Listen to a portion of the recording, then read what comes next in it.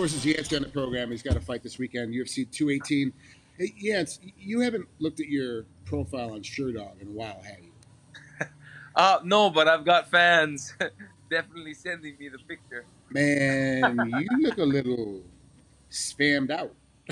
Oh man, There's that's there's some definitely porn in there. macaroni salad, L&L, McDonald's, the whole night. L&L, barbecue Kai, all of that. It's the West Coast. That's the West Coast diet.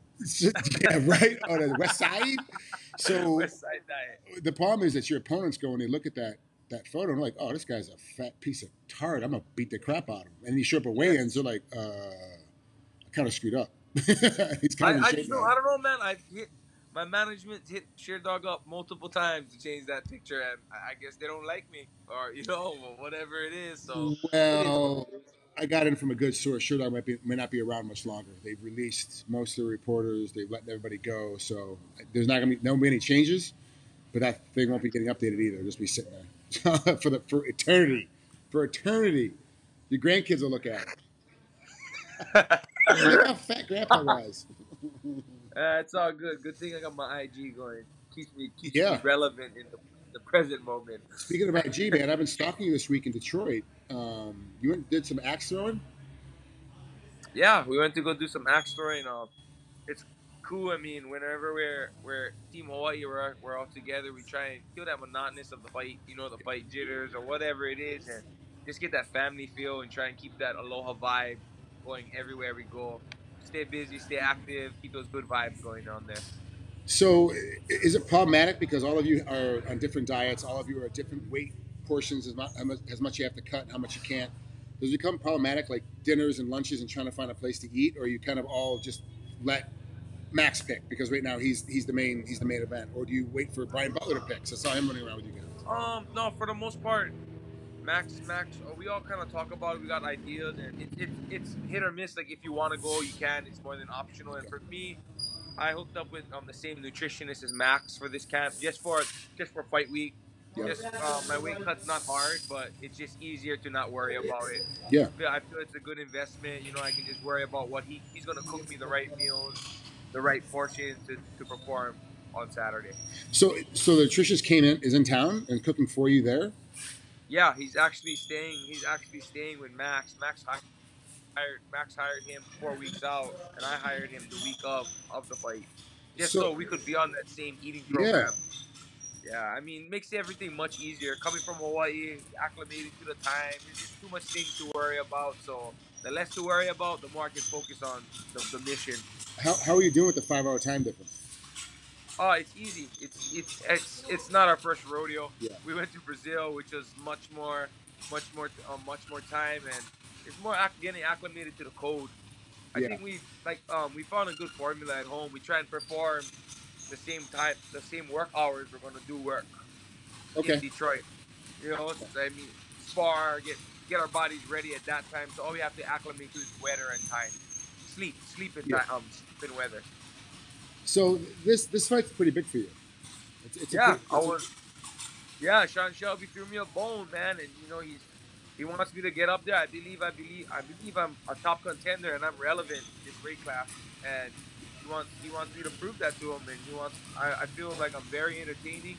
I feel like I'll bring a show. If I ain't trying to punch your head off or kick it off, I'm trying to rip it off. And I'm just glad that he's giving me these opportunities to really show what we produce down in Hawaii. So talking about Hawaii, there's what 11 now. Forgive me the number. I think it's 11 in the UFC and like 18 between UFC and Bellator now. From Hawaii, they're fighting. And there was a split a while ago. Gracie Technics and Hawaii Elite split camps. Coaches were having issues with each other from a business standpoint, not personality wise, just money wise. They split their ranks up. I talked to Louis Smoker the other day, and he's like, "Yeah, I still go to Gracie Technics when I want to. I still go in there and train with them when I need to. It's still open. It's still open door." There's absolutely no bad vibe in between camps. I mean, whatever the disagreements was, Hawaii Elite opened up a phenomenal gym up in Waipahu, and they're doing great for themselves. But we still collaborate. We live on an island. We can't have bad vibes. We can't have these negativeness towards each other. We have to unite, and regardless on what terms wasn't agreed upon, I still feel like we collaborate well, Yeah. and they still come and cross train with us, and we cross train with them for the most part, and Yeah. it's just there's no bad vibes at all. Now, are you? Because I know for a while you were living out in the country. Are you close to Waipahu, or are you closer now to town? I'm actually more central. I'm actually Okay. more central in Aiea, which Oh, is okay. Yeah. yeah. So I mean, much more, maybe 45-minute drive from where I was before. Yeah. And it's just the commute in Hawaii. Yeah. It's It's just horrible. ridiculous going to the west side. It makes no Traffic. sense. You got that one road, and God forbid someone broke down. Like if somebody got a flat tire and they can't get their car off the road, you just 3 hours and you're Man, stuck. traffic. Yeah. Good luck, Traffic is just rough. Yeah, man. one way in, one way out on the I west feel coast. bad for Uncle Brian Kehlana, but that's where he is. Like Yeah.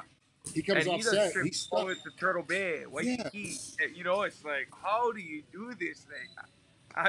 He's doing it all his life, though. I guess he's used to it, and all the best for him. But I'm glad I made the move. It's actually made me spend more time with my family on the west side. I actually spend Oh. time with them. I don't just stay with them. I was living with them, then I moved away, and I'm like, I miss my family, so I'm always commuting to the west to practices. I still train at West Oahu MMA Okay. during the weekend. I just love seeing my family. Weekends is my family time, and I'll bring my daughter, see my niece, and it was a great move all around, financially, Yeah. emotionally, just everything. So for most people at home don't know, Yancey's been a pretty good. He's been a pretty good actor and doing some stunts on Hawaii 5 because of his Uncle Brian. Got him into it. Is this Yeah. something that a lot of fighters now are making a jump into stunts, not just acting? Like everyone's always jumped into acting, but now a lot of guys are jumping into stunts full time. Is this something you're going to do, especially because you have the guidance of Uncle Brian? It's going to be like, here's the verbiage, Oh, here's the attitude, this is what you have to do on set. Like you're a step ahead of even me because you have all no. that contact. Oh, I mean, I'm just very privileged. I'm very privileged, and for Uncle Brian Kealana is it's a man. He's one of my mentors. Just his spirit, his personality, everything. I don't think you know him. You know Yeah. him well, also, Frank, and Yeah. he's just a phenomenal individual. And Man, that's definitely somebody I look up to, and I'm definitely into the stunts. I love being in front of the camera. yeah. That doesn't bother me at all. And I'm an adrenaline junkie. Yep. So, I feel that that's a good venue that I can also Yeah. get into if after the fighting, or build my brand, build my name, and just like I said, I'm fortunate to have another venue I can go and pursue. I had a great last couple of weeks. I did a movie with Randy Couture. I got to double leg him 25 times into a wall, and he threw me 25 times into another wall. I lost, of course, so I'm 0-96 now in movie and TV fights. I'm getting my ass handed to me.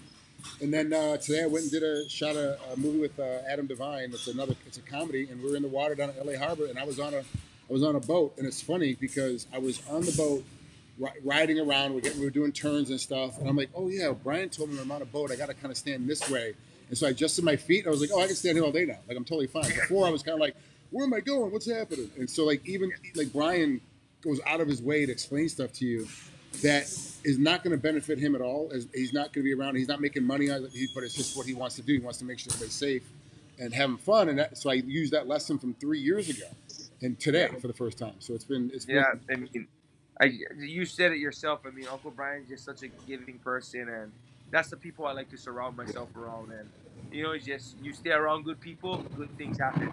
Yeah, 100%, 100%. Yeah. Let's talk about Alex. You said your weight's good, but what's that mean? Wait, he's good. I mean, easy weight cut, 15 pounds out. Okay. Yes, that's a walk in the park for me. Better than being 20 pounds out, deprived and malnourished already. I'm 15 pounds up, trying to eat, Oh, keep my good. calorie intake up. Yeah, Okay. oh yeah, 2 gallons a day. So I mean, the weight cut is definitely not a problem for me at welterweight.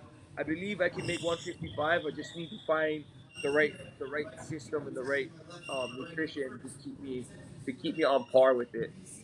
Now Well, I'm understanding my body better, so I think I could eventually make the move to 55, but I don't make that. I don't make that Conor McGregor money.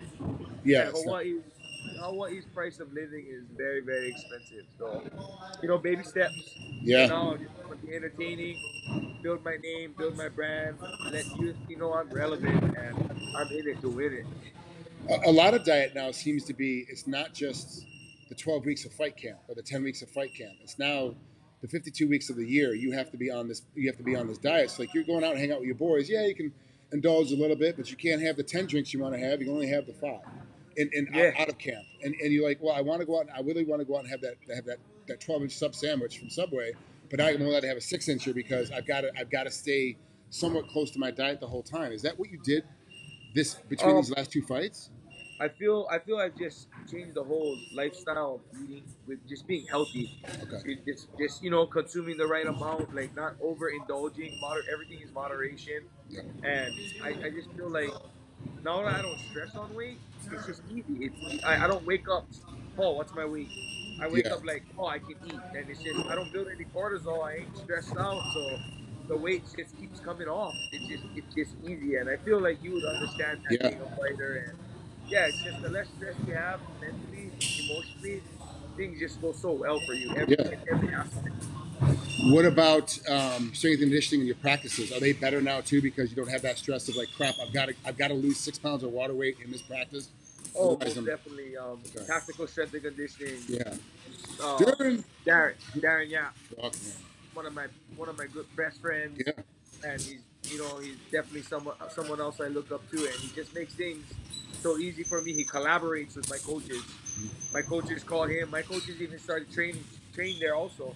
So it's got a full circle. It's more than just a team. It's a family. Yeah. And we're all willing to get better. Did Darren is Darren making the trip out for this fight? Yes, he is. Okay. Yes, he Yeah. is. He's going to show up on Saturday, right?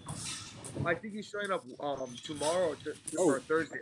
Oh, wow. Okay. Yeah, It's coming early. a little Okay. earlier. Yeah. So for the folks at home that don't know, Darren's also my trainer. We go over there. We all go through the same workouts. Mine is a little bit different, of course, than Yancy's, who's different than Max's, who's different than the pro surfer that's in the corner versus the 6-time national 12-year-old kid surfer in the other corner versus, Clark Little coming in. Like, all these different people come in, and Darren somehow finds a way to keep everybody, on the same page. But when he's not working, he's not getting paid. So for him to come out and watch Max and Yancy fight Detroit is expensive for him because he's losing, from what I understand, he comes out Wednesday, he's losing 3 days, 4 days of work to come out and support the group. So it's a commitment. It's a family commitment, for these guys. It is, and I owe him so much. Me, especially Max, like I owe him everything. He's just so great, and from all the coaches, just as important to me. Every single coach is, just a brother to me. I can't tell you a coach that I've ever had that was like, yeah, I'm gonna take 4 days off of work and just come out and hang out and support. You're like, Yeah. They're like, yeah, I'm coming, but I need $5,000. You're like, come on, Right, man. right. I'm only making 15. You're not getting $5,000. Like, stop it. Yeah. So, Right, yeah, right. yeah. It's a huge deal. It's a huge deal. Yeah, it is, and I'm very fortunate for it. So camp is good. Weight is good. Strength and conditioning is good. You're faster. You're a little bit stronger than you were at the last fight. You've got some more tricks on the ground that folks don't know about. I've been stalking you. I know what's going on. You've got a couple more striking combos that you've got put together that are dialed in now. They're actually working without even thinking about them. They're kind of popping out. Yeah. But what do you still? There's always that, and you and I can be real honest with each other. There's always that worry that you have fight week. You're always like, did I do enough push-ups? Did I do enough running? Did I do enough sit-ups? Like we always have that self-doubt. When you woke up this morning, what was that one thing that just for a second jumped into your head? You were like, I wonder if I did enough of. And I haven't woke up like that. It's just if I feel like I need to work on something, I'm just like I call my coaches up. I'm just like, well, like I this camp, I feel like as I'm getting older in the game, the practices don't get harder, they get smarter. Yeah. And it's the drilling. It's the drilling and the recovery. That's the biggest game changer. Everybody's that old school beat you up, hard combat, and trying to work each other and just see who has the bigger heart, who has more spirit. That's long. Those ages are long and gone. Like you can't survive and be a champion. You can't be a champion at that part. If it was like that, me and Max would not be competing like how we are right now. Because we got so much heart, we got so much pride, but it's more.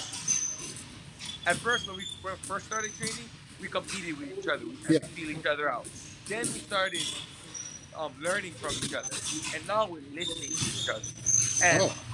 And yeah, you know, it's just way more in depth. So every time we finish sparring, it's just, oh, bro, you did this. This was so good. That spinning back kicks you set up so nice. Oh, you're aligned. You know, it's just the feedback that just that in itself. And we're at a point where we spar. Whoever we're sparring with, it's like if you catch us, hey, that's catching us. That's not you're not trying to hurt us. You Yeah. caught us. You caught me with a good straight. You caught me with a good straight. That wasn't, you know, there's no pride, there's no ego. We leave that all at the door. And I think that's our biggest attribute as a team. In that this team, like we don't try and hurt each other. We try and break each other down to build each other. And Yeah. it's been working out. And like I tell everyone, Max is a product of that. And we got all these hammers coming out. Yeah, there's a crap ton of talent coming out. Like I said, I think it's 18 or whatever total Hawaiian. And before, I got to be honest, and when I first moved to Hawaii, I was like, you guys want to get good, you're gonna have to leave the island. You're gonna have to go to Vegas. You're gonna have to go to San Diego. You're gonna have to go It, it someplace. was it was like that. And It was now definitely it's like, like if you can find a way to live in Hawaii, you need to stay put, man. If you can find a way to survive, stay put, because it's well, all I here mean, now. like you said, like you trained with Rylan. Yeah, We have Ivan. I have my uncle Doug, West Oahu MMA, and we got Darren. But it's not that the fighters are only getting better. It's the coaches. The coaches want to get better also. They wanna learn. They wanna yeah, indulge. They wanna and they don't wanna. They don't. Our coaches aren't. Riley, I feel, breaks it down the easiest. What's gonna make you win the fight? What's gonna make you lose the fight? But if you think you're gonna fight the last Yancy, or you're basing me off of my last fight, or you're yeah, basing Max off of his last fight, then you're gonna be in a big surprise because I'm training to beat the last Yancy's ass. I ain't trying to beat my partner. I'm trying to beat the last Yancy, and So then that's how I get better. I worry about myself. Yes, I concentrate on my opponent. I look at his attributes. okay. I look at what he can do. But in the most part, I need to focus on how to build myself, how to make me better. And there's no contentness. You're never Okay. content. You always want to get better. And I feel that that's the champion mindset. Once you get content, it's easy to get to the. It's not easy. It's easier to get to the top than it is to stay at the top. And you know that, right? Yeah, and going back to Rylan, I worked out with him like every day for like a week, and it got harder by the end of the week. I was like, why is this? Why am I just maybe I'm just fat, maybe I'm just that bad of shape, whatever. And then I went home and thought about it. I realized, no, he figured out everything I was doing in 5 days.